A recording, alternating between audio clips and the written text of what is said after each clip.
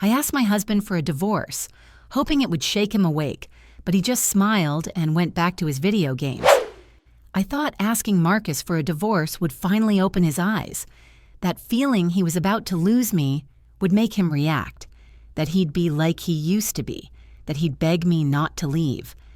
But he was cruel, and things unfolded differently than I'd imagined.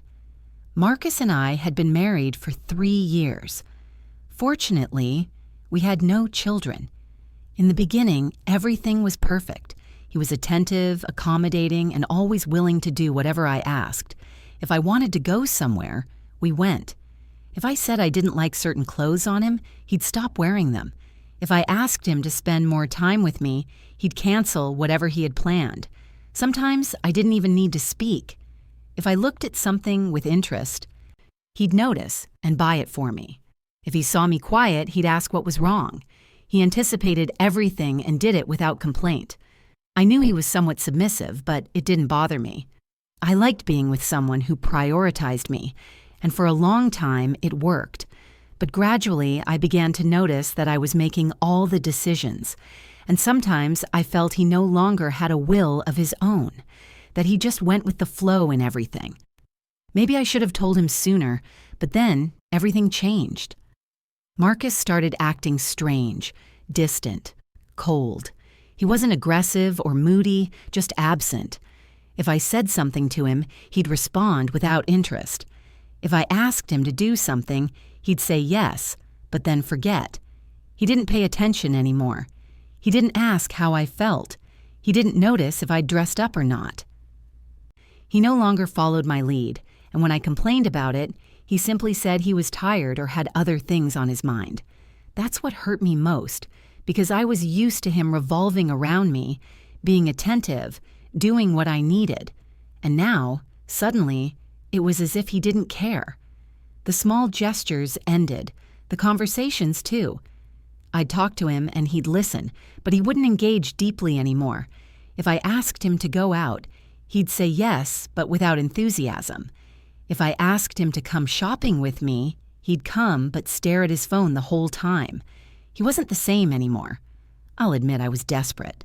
I started to feel ignored, invisible, as if nothing I said or did mattered to him anymore. I tried to talk to him, but it was like talking to a wall. He told me it was nothing, that he was just thinking about other things. But he never told me what, and that filled me with frustration. That's when I started wondering if he was falling out of love with me or if there was someone else. I had no proof, but the idea kept circling in my mind. More than that, it hurt that he no longer paid attention when I asked for something, that he didn't respond, when before he used to comply with everything. I wanted him to be like before, the one who was there for me, the one who didn't hesitate. Since he wasn't reacting, it occurred to me to give him a scare, to ask for a divorce, not because I really wanted to leave him, but to make him react, to make him understand what he was losing, to make him realize what he had, to make him look at me again the way he used to. I planned it without telling him anything. Behind his back, I sought legal advice, prepared the papers, and meanwhile started dropping hints. I'd say things like, "What would you do if I left?" Or, "Sometimes I think you don't care about me anymore," waiting for him to say something, to stop me, to hug me, to ask if something was wrong. But he didn't. He'd say things like, "If you're leaving, I hope it's for your own good," or, "If you're not happy anymore, there's no point in forcing anything," as if it was all the same to him, as if he was already saying goodbye in silence. That made me angry. I was furious because I wanted to see a reaction. I wanted to see him hurt, confused, worried, but he remained the same. Quiet, silent, as if nothing I said mattered anymore. That's when I decided it was time. I had the papers ready. All that was left was to hand them over. I didn't want to destroy the marriage.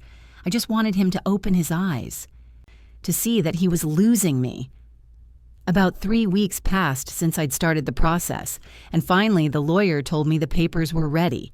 She said I could pick them up whenever I wanted. I went that same day. My heart was pounding so hard I felt like everyone could hear it. I'd thought so much about that moment, about all the ways Marcus could react. Though I tried to convince myself I had to be prepared for anything, the truth is, I'd already planned in my head how everything would go. I imagined handing him the papers, and as soon as he read what they were about, his face would crumble. He'd fall to his knees, right there. He'd tell me no, that I couldn't leave, that everything, the coldness, the distance, had only been to get my attention, and now he realized he'd almost lost me completely. I saw myself forgiving him, both of us crying, hugging. Then he'd plan a trip, all expenses paid, of course, like a second honeymoon to reconnect, to start over. That was my most recurring fantasy, and though I tried to imagine other scenarios, him getting angry, yelling at me, refusing, I always came back to the one where he repented, begged, promised to be again the man I'd known. But none of that happened. When I got home, I found him in the living room, sitting in the armchair with the console on, playing. It was his new obsession. He'd recently bought it, an acquisition I didn't like at all. I'd always told him that device was making him distant, that all he did was lock himself away to play instead of spending time with me. There he was, controller in hand, headphones on, totally focused on the screen. He didn't even see me come in. He wasn't interested. I knew what I was about to do was more important than any game, so I walked straight to the television and without saying anything, I turned it off. "What are you doing?" he said angrily, turning around. "We need to talk," I told him calmly but firmly. He took off his headphones with annoyance. "Go ahead," he replied. I couldn't believe it. That attitude of his. So cold. It was hard for me to speak, but I did. "I want a divorce," I told him as I held out the papers. Inside, I was excited, convinced that at any second his real reaction would come. His surprise, his desperation, that he'd snatch the papers from my hands and tell me he couldn't do this, but he didn't take them. He looked at them briefly and then said something I still have trouble processing. "I'm just trying to figure out how to get past this part." And he turned around as if to turn the TV back on. The idiot was talking about his game at such an important moment. I got angry. "We're getting divorced and you're going to lose me," I shouted at him. Then he turned to look at me and said, "Okay." And he sat back down. He did nothing more. He didn't ask me anything. Where had all of Marcus's possible reactions gone? He hadn't done anything I'd planned. He simply accepted the idea as if I'd told him I was going out to buy bread. He completely ignored me. You have no idea the pain I felt in that moment. I felt invisible, humiliated, but above all, confused, because this wasn't my Marcus, the one who used to say goodbye to me in the morning, the one who brought me flowers, the one who made me dinner, the one who couldn't sleep if I was upset.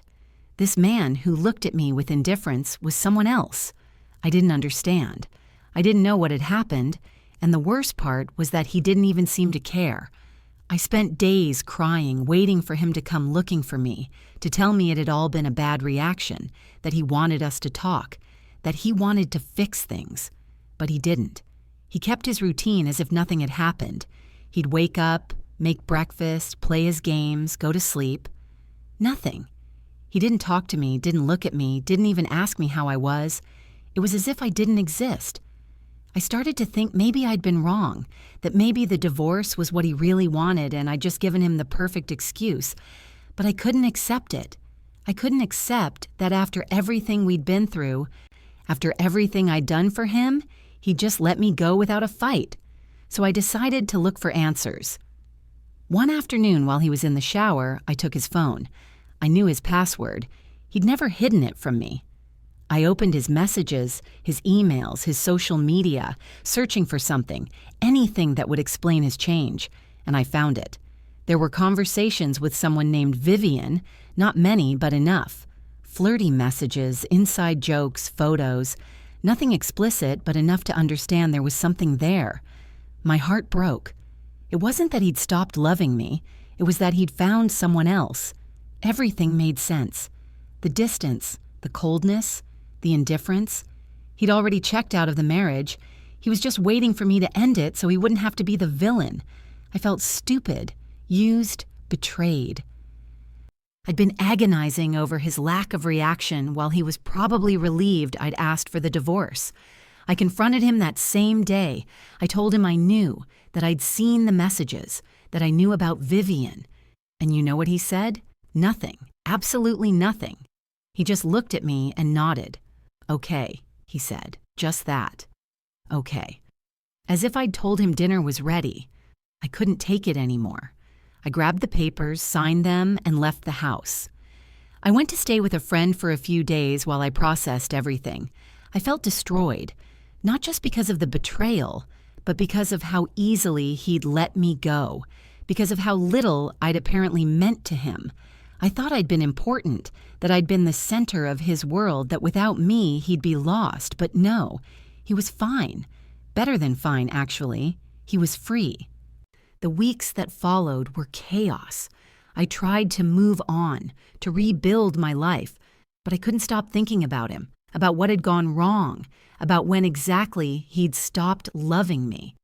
I checked his social media obsessively, looking for clues, for signs of his new relationship. And I found them. Photos with Vivian, smiles, laughter, things he used to do with me. It hurt. God, it hurt so much. But what hurt most was realizing that maybe I'd never really known him. Maybe the Marcus who did everything I asked wasn't the real Marcus. Maybe he'd been playing a role all along, and when he got tired of it, he just stopped. Maybe I'd fallen in love with a version of him that never truly existed. Months passed. The divorce was finalized. We split everything. The apartment, the savings, the debts. It was all very civilized, very cold, very businesslike. We didn't even have to see each other. The lawyers handled everything. And that was it. 3 years of marriage ended with a signature and a handshake through intermediaries. I tried to move on. I went out with friends, went on dates, tried to rebuild my social life. But nothing felt right. Everything reminded me of him, of us, of what I'd lost, or what I thought I'd lost. Because the truth is, I don't know if I actually lost anything or if what I had was never real to begin with. One day, months after everything was over, I saw him at a cafe. He was with Vivian. They were laughing, talking, looking happy, and I felt nothing. Not anger, not sadness, not jealousy. Just nothing. It was as if seeing him with someone else finally closed that chapter for me. He wasn't mine anymore. He probably never really was. And that was okay. I didn't need him to be the person I'd imagined. I just needed to accept that sometimes people change, sometimes love fades, and sometimes the person you thought would be with you forever is just meant to teach you a lesson and move on.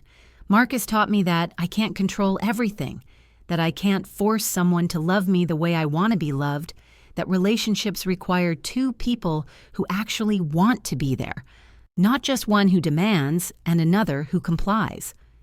I learned that submission isn't love, that doing everything someone asks isn't the same as caring about them, that sometimes silence is louder than words. And most importantly, I learned that I need to be okay with myself before I can be okay with someone else. Maybe that's what went wrong. Maybe I relied too much on him to make me feel valuable, to make me feel seen, to make me feel important. And when he stopped doing that, I fell apart. But I'm not falling apart anymore. I'm rebuilding.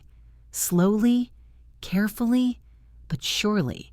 And this time, I'm building something that doesn't depend on anyone else. I'm building myself. And you know what?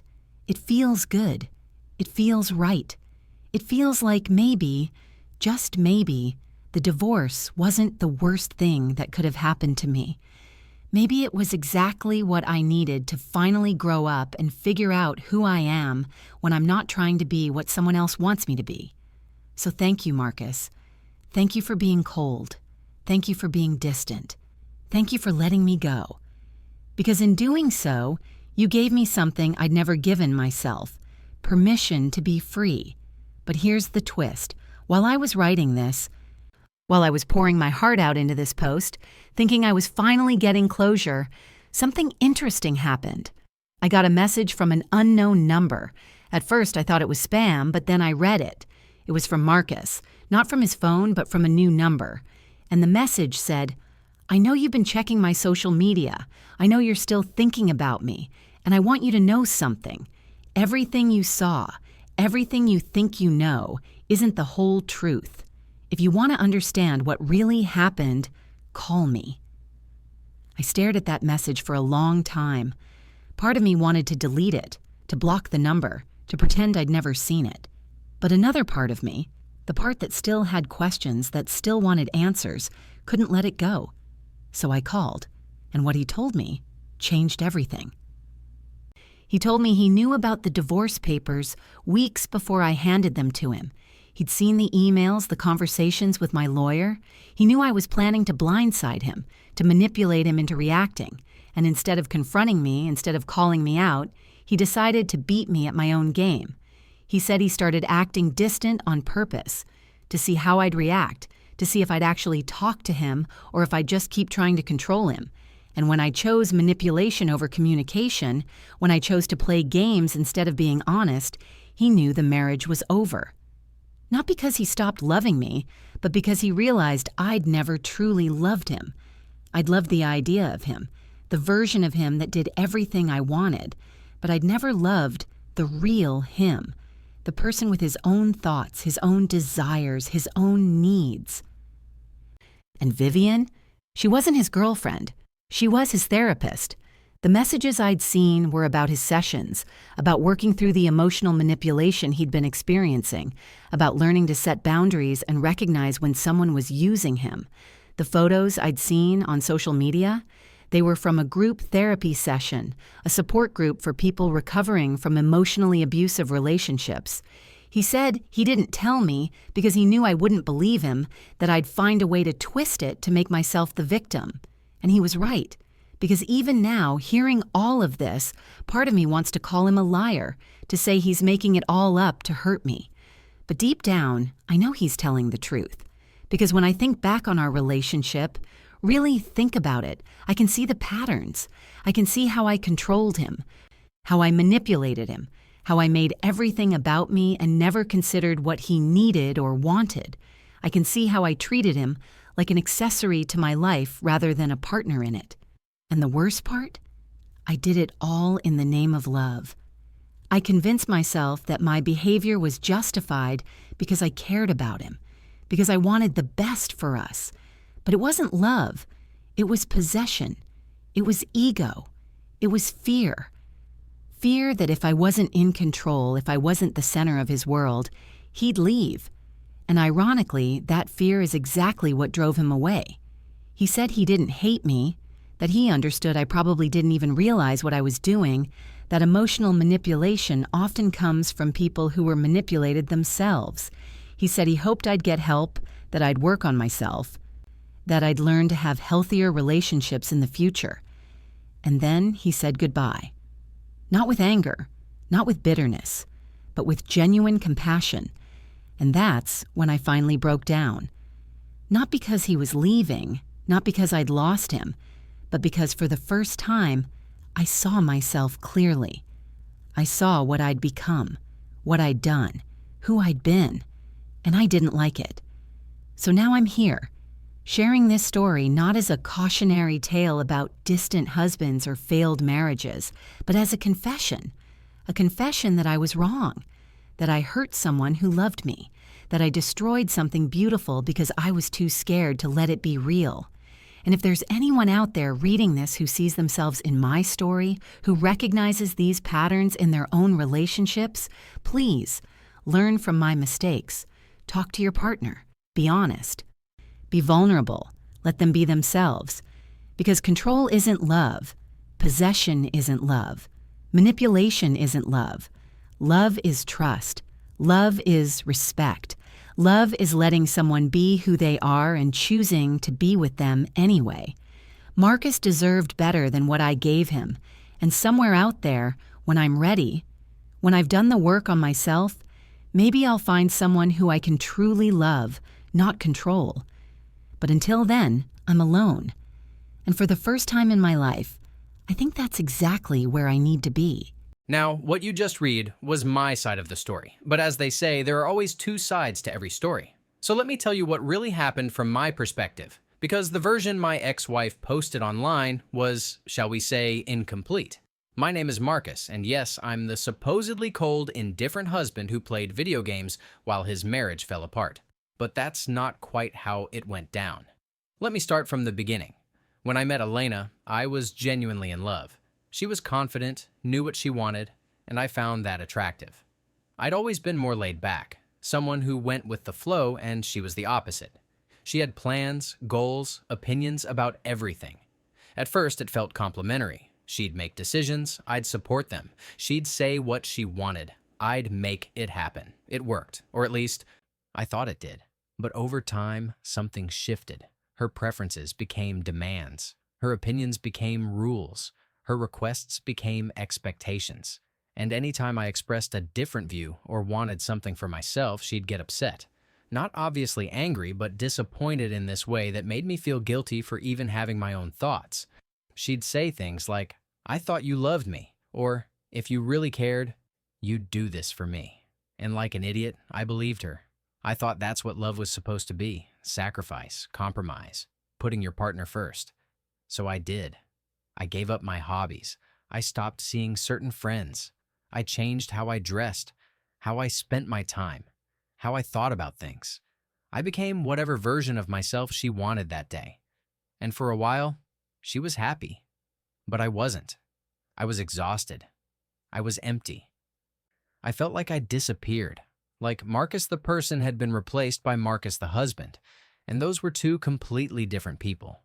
I tried to talk to her about it once. I said, I felt like I was losing myself, that I needed some space to figure out who I was again. And you know what she said? She said, I was being selfish, that marriage was about teamwork, that I was making her feel unloved. So I shut up. I pushed it down. I kept playing the role. But then something happened. I ran into an old friend, Gregory, someone I hadn't seen since before the marriage. We got coffee, caught up, and he asked me how I was doing. Really doing. And for the first time in years, I was honest. I told him I felt trapped, suffocated, lost. And he didn't judge me. He didn't tell me to man up or stick it out. He told me about his own experience with a controlling partner, how it took him years to recognize the patterns, how therapy had helped him understand that emotional manipulation is abuse, even when it doesn't look like it. He gave me the number of his therapist, Vivian, and suggested I talk to someone. At first, I was resistant. I didn't think I needed therapy. I thought I just needed Elena to understand me better. But Gregory said something that stuck with me. If you have to convince someone to treat you with basic respect, they don't actually respect you. So I called Vivian. And over the next few months, I started to see things clearly. I realized I wasn't in a partnership. I was in a dictatorship. Elena didn't want a husband, she wanted a pet. Someone to do tricks on command, to make her feel important, to exist solely for her benefit. And the moment I started to pull back, to reclaim even a small piece of my own autonomy, she panicked. Because control only works when the other person doesn't realize they're being controlled. Vivian helped me understand that I had options. I could try to fix the relationship by setting boundaries and demanding mutual respect, or I could accept that some people don't want an equal partner, and the healthiest thing might be to walk away. I wanted to try. I really did. So I started making small changes. I bought the gaming console, something I'd wanted for years but had given up because Elena thought it was childish. I started playing again, reclaiming that part of myself, and predictably, she hated it. She made snide comments, gave me disapproving looks, but I held my ground. Then came the hints. The "what would you do if I left" questions, the dramatic sighs, the pointed silences. I knew what she was doing. She was testing me, trying to scare me back into submission. But I wasn't falling for it anymore. So when she asked, I gave her honest answers. If you're not happy, we should talk about it. People change. If this isn't working for you anymore, we should figure out what to do. And that infuriated her, because she wasn't actually asking for a conversation. She was asking for reassurance. She wanted me to panic, to beg, to prove I couldn't live without her. But I could. and I was starting to realize I might be better off that way. Did she notice? Boy, did she notice. Because in those weeks, she started asking me strange things, dropping hints, saying things like, "What if I leave? Would it be all the same?" Or, "Do you not care about me anymore?" And I just looked at her and told the truth. We're adults. People change. If we're no longer happy, there's no reason to force anything. That infuriated her. I could see it on her face, but she didn't say anything. She bit her lip, furrowed her brow. I knew she was waiting for something. A reaction from me, maybe an argument, perhaps a plea. I already knew what my ex-wife thought about divorce, not only because of the hints she dropped, those phrases disguised as deep reflections like, "Not all couples are destined to last," or "What would you do if I left?" But also because I had access to her email, and I saw everything there. Emails with a lawyer, messages with attached documents, conversations where they explained deadlines, conditions, procedures. I wasn't surprised. After what I'd seen on her phone that afternoon, nothing surprised me anymore. But if there was one thing I was clear about, it was that I wasn't going to let her take what little dignity I had left. So, before she dared to give me the big news, I spoke to my lawyer. I told him everything, showed him screenshots, messages, details, and I asked him to prepare a legal response. I wasn't going to reject the divorce. On the contrary, I just wanted it to be on my terms, and if I could leave her with empty hands, even better. I already knew I had the advantage. She'd never worked more than part-time. I covered most of the expenses and had clear proof of infidelity, so I just needed patience. Wait for her to make her move. Meanwhile, I started doing things she'd previously forbidden me. Something I'd always loved since I was young was video games, but she didn't like them. She said they were for children, that they made me waste time, that a grown man shouldn't spend hours in front of a screen. And like a good husband, in love and stupid, I stopped playing. I sold the console, gave away my games, gave up that hobby because I wanted her to feel important, because I believed that's how love was supposed to work. But not anymore. I bought a new console, latest model with several games I'd had in mind for a while, and started playing when I felt like it. Not every day, but enough to enjoy it. When she saw me installing it, she made a disgusted face. She said something like, "Are you really going to waste time on that now?" And I just smiled. I didn't answer her. I was no longer interested in arguing. I didn't have to give explanations. And then came the scene she recounted in her post. Except as expected, she omitted the important part. I was in the middle of a game, stuck on a difficult level, concentrating, and then without warning, she turns off the TV. No sorry, not even a "can you pause?" Nothing. She stood in front of me with a folder in her hand and said, "We need to talk." I said, "Okay, go ahead," without even getting up. Then she drops it. "I want a divorce." My reaction was automatic. I didn't even think about it. "Oh yeah," I answered while turning my head. "I'm running out of ideas on how to get past this part." I was referring to the level in the game, obviously, but her face was a mixture of disappointment and anger. As if in her mind, all of this must have been a dramatic scene. Me on my knees, begging, crying for another chance. Maybe she thought that by telling me she was leaving, I was going to break down like an abandoned teenager. But no. I just looked at her and said, "Okay, I accept the divorce." She said nothing for a moment, and when she saw me pick up the controller again and resume the game, she realized I was serious. Then she shouted, "You don't care about losing me." I looked at her. "I already know you're being unfaithful to me," I told her, "so I'm also working on other conditions for the divorce. Wait a few days." And I kept playing. She was speechless. From that moment on, her attitude changed completely. She started following me around the house, asking me things, trying to hug me, offering me coffee, dinner, whatever. She apologized. She told me it was nothing serious, that it was just a mistake. That she was confused, that it didn't mean anything. But it was too late. My lawyer told me the modified document would be ready in a couple of days, so I endured in silence, sharing the house with her but not allowing her to get any closer than necessary. When the time came, I presented the new conditions.